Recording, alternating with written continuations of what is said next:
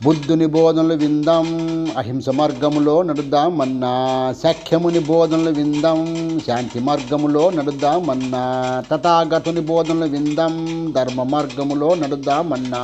అహింస మార్గము, ధర్మ మార్గము, శాంతి మార్గములో నడవడానికి గౌతమ సిద్ధార్థుడు తన రాజ్యాన్ని, ఇష్టమైన తల్లిదండ్రులను, ప్రియసఖి యశోదరమ్మను వదిలాడని తెలుసుకోరన్నా. 6 సంవత్సరములు 6 వారాల పాటు కఠోర తపస్సు చేసి గౌతమ సిద్ధార్థుడు బోధ్గయలోని రావి చెట్టు కింద జ్ఞానోదయం పొందాడని తెలుసుకోరన్నా.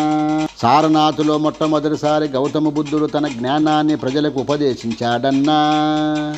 గౌతమ బుద్ధునికి అనేక భాషలు వచ్చిన ప్రజల భాష పాలీ భాషలోనే జ్ఞానోపదేశం చేశాడన్నా. ప్రజల భాష అంటే బుద్ధునికి ఎంతో ఇష్టమని తెలుసుకోరన్నా. అంగుళీమాల అతి భయంకరుడు, అతి కిరాతకుడు. అంగుళీమాల అసలు పేరు అహింస కన్నా.